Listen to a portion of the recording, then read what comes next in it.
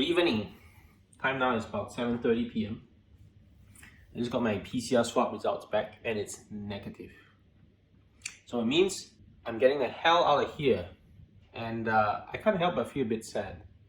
Now, don't get me wrong, I cannot wait to get the hell out of here, okay? But why I'm sad is because it has made me realize a few things. Now, before I go on, this is the mess in the room that I have not shown in many videos because I don't know, I just didn't want to sit here, but I decided to show the mess today. That's the vacuum box and everything, and all the disposable cups, all these like recyclables from this whole quarantine experience. I try not to use them all. I sometimes just use a fork if I don't need a spoon, and I keep the spoon for the next meal, so I use less of these utensils as much as I can, and I'll keep them and bring them home or whatever. So anyway, back to my original topic. I feel a little bit sad, and I feel a little bit sad because this has made me realize some misconceptions.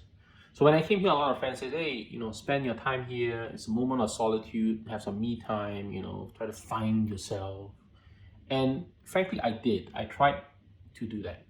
And it was not easy. I would say I tried my best to do as much as I can. I read as much as I can. I sign up for courses, learn as much as I can, watch as much TED Talks and stuff like that as I can. And still, the days just kind of flew by. Of course, I did all these videos. Some of them was kind of for me to entertain myself, hopefully entertain you. But if you hate me, that's fine. To me, this is kind of like a vlog that hopefully 10 years later I can go back and say, what the heck of an experience I had, and stuff like that. So what this has made me realize is that we spend an inordinate amount of time at work. And I'm not joking when I say this. I may not be the most hardworking person around, but it actually surprised me how much time, or rather how much energy your work burns you. And the misconception that it is all these little things in the day that drains you. I've made another video previously. Maybe you can click on the top and I don't know if I can do that, but anyway, I'll try to put a link to that video about mental exhaustion. And what happens is that when I'm at home, right, and you think that, because I have to wake up and maybe you have to send the kids to school, or maybe you have to go out and buy breakfast, and then you have to leave the house and buy lunch and come back, and then you have to do all this shit, and all this going out, coming back and doing this is actually draining you or taking up your time. But the fact is that it's not true. What is true is that your work that you spend 7-8 hours at doesn't just end there. Before COVID, what we used to do was that we took a bus or train or drove a car, right, to work. We commute. That commute time is kind of like our context switching time. And this context switching time is something that I think is really important to everyone. So for example, you come home, you leave your work, you get on a train, you get on a bus for the next 1 hour, even on the car. Although yeah, traffic might annoy you, but at least that's the time that you switch away from work. You're driving, you're on a train, right? You get home, or sometimes you don't go home, right? You go to a mall, get your dinner. And that switching time is really important for you to switch away from work. And that switching time is part of your day. And for me, for example, doing this YouTube video thing is my context switching time. I try to do it after I finish my work. And the problem is that being here, I have all these meals that served to me 3 times a day, and that meal comes kind of timely.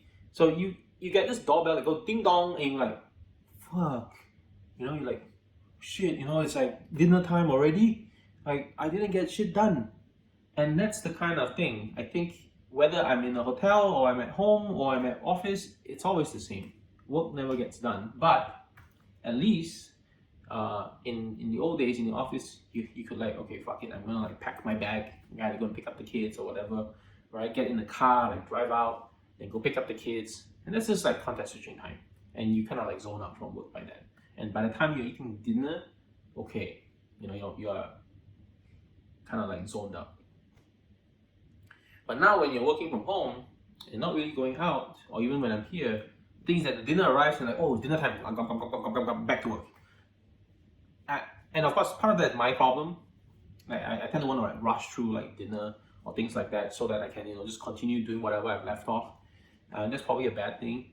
And I think as a society as a whole, we need to really think carefully about this, like this context switching time, and incorporate it into our daily lives.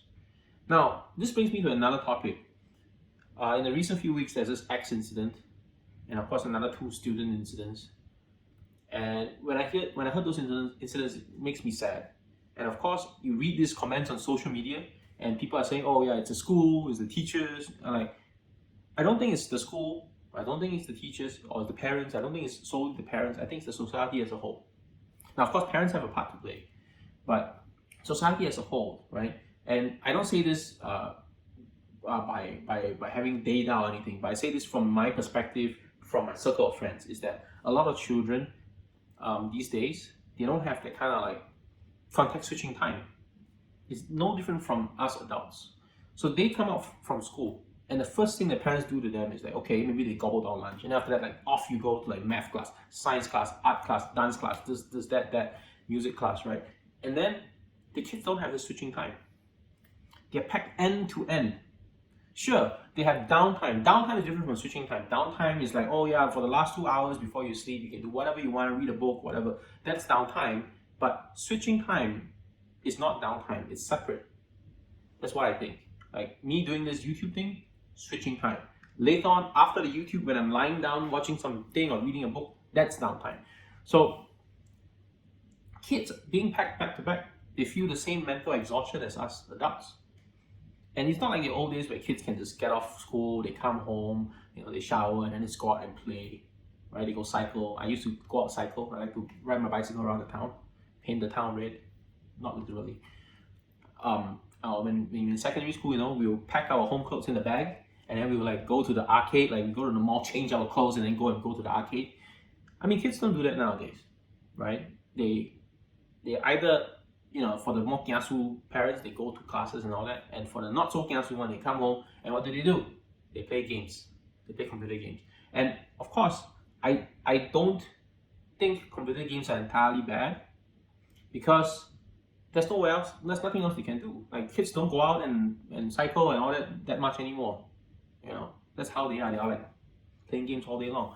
And so, two things about games. Number one, a lot of parents think that games are bad, and they totally ban the kids from games, or some even worse, they ban the kids from touching digital devices. Now, I don't think that's a good thing. Once again, I'm not an ed psychologist. That's not my area of expertise, and I don't pretend to be an expert in this area, but this is my opinion. Kids need exposure to digital devices because they are growing up in this era. This is it. Like they are living in a digital world. They can't avoid touching digital devices. And those parents who have kids in home-based learning, in lower primary, they would have realized this, right? You put a computer in front of a kid, what do? They try to poke the screen. Because they never ever use the computer, laptop. And you may say, yeah, in the future everything's touchpad. Fine, that's your opinion. I don't think the keyboard's going away, I don't think the mouse is going away, but that's it. Right? They start touching the screen, and that's a sign of unfamiliarity. And then the next thing you realize is that they look at the keyboard and like, what the fuck is this thing? Because why are the keys like Q, W, E, R, T, Y? Why is not A, B, C, D, E, F, G to Z? Right? And that's, of course, when I was a kid, I also looked at the keyboard like, why the fuck is the keyboard laid out this way? Then they take a long time to type the shit, and they get frustrated. And then they can't hold the mouse because they never use the mouse. And that's a problem. Like, they are going to be using that thing for the next 10, 20 years, for the rest of their lives, by the way, because that's how the society is, right? And you kind of prevent them from touching computers and getting acquainted with it. They have to. And I just feeling it, like, why hasn't even like MOE, like the education system, caught up with giving or allowing students to use digital devices for supplementing course materials? Like, people still carry like bags of books, right? The whole 6 levels of primary, all the books can be condensed into one single iPad, and that should be the way. And the kids should then I'm not saying don't bring books, you should bring some paper material, but most of the course material should be already digitized because they're already in digital form and you print it out, put it on paper, and talk about like being environmentally friendly. Fuck you guys, okay? So it should be digitized, and then there's some supplementary like worksheets and stuff like that. Fine, you want to put it on paper, you put it on paper. I think it should be like that. So that's the first point I have about acquainting kids with digital devices. I think they have to. Of course, they shouldn't overdo it, but they have to. They'll spend quite a bit of time getting acquainted and getting familiarized. So whoever that's not familiarized, in my opinion, will be left behind. Now, the second part is games. A lot of parents like games are bad, kids shouldn't play games. I think that is a misconception, in my opinion. I mean, I played games a lot in my time of youth, and once again, this is based on my own perspective. I don't pretend to be an expert in this area, but I'm saying that games, in my opinion, is a social outlet for kids. Kids no longer, like in the old days, go out and play. They come home and they play games. And that's how they interact with other people. And fine, you might say that yes, there are bad influences online. And that's where parental control comes in. Now, parental control hasn't fucking changed. Parental control is still parental control. Like when you were young, your parents were like, hey, don't go out with that person, stop playing with them. Like you cannot play with this person, or don't bring this person to your house to our house because they're bad people, right? Don't mix around with them. And your parents used to tell you that, like, you're going out to play basketball with who? No, not allowed. And that used to be the parental control. And the parental control is to prevent you from mixing with the bad company. And it's the same for digital devices. It's just that, yes, it's a little bit harder because it's harder to control who they're chatting with online. But it doesn't mean you can't, right? Especially in games. Now, a lot of parents are like, oh yeah, games are bad, like guns and all that shit. Fine, that's your opinion. But I think it's possible to control the kid. And how to do that is, as a parent yourself, you can get involved in the game. Let's say your kid's playing Minecraft. Play Minecraft, play with them. Be involved in the game. Like, don't just go, oh, no, stop playing Minecraft for 3 hours a day, bad. And worse even, don't touch any games. Now, if you try to prevent a kid from doing anything, the chances of them wanting to do it even more is very, very high, number one. And number two is that if they do it, they will hide it from you. And that's the problem. If you're saying no, they will do it and hide it from you, and then you don't know. That becomes a big problem. You rather say, yes, go and do it. Tell me more about it when you go and play, right? And who knows? Maybe they'll complain to you and so and so bully me online, and cyberbullying is a thing. And I think it's a good thing to kind of know that what your kid's playing and what they are facing online. And even if the best part is if you are playing the game with them, then you will see exactly what they're doing. And I think this is something that parents should think about. And so, I mean, from these perspectives, I think that society as a whole needs a mindset change, right? Adults, we need to think about how we schedule our day, how we consider context switching time and downtime separately. Same for kids, they need this context switching time, they need downtime. And we really have to think carefully about how to tackle this problem, because I can sense it's going to be an even bigger problem for many, many years to come.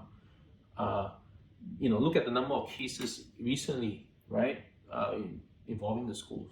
And you think that's going to get improved? I don't think so. It's going to get worse. And in fact, a lot of these cases are not reported.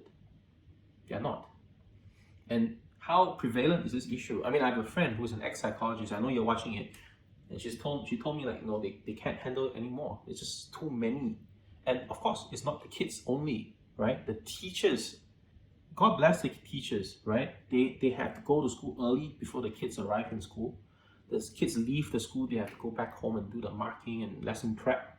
And now, because of this whole thing, they have been asked to rush things like home-based learning materials. Teachers have no rest.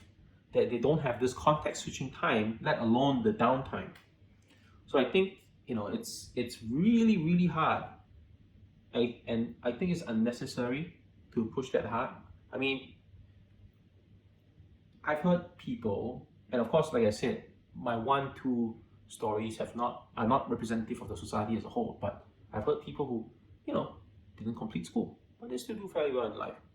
There's no need to rush. Like, what for? You do 4 years of secondary school, 2 years of JC, and then 3 years of uni, and you come out like 3 years faster than somebody else who did like 5 years of secondary school, 3 years of poly, and then 3 years of uni, and then 1 year of army, so, or 2 years of army, right? What does that 3 years in a kid's youth make any difference to?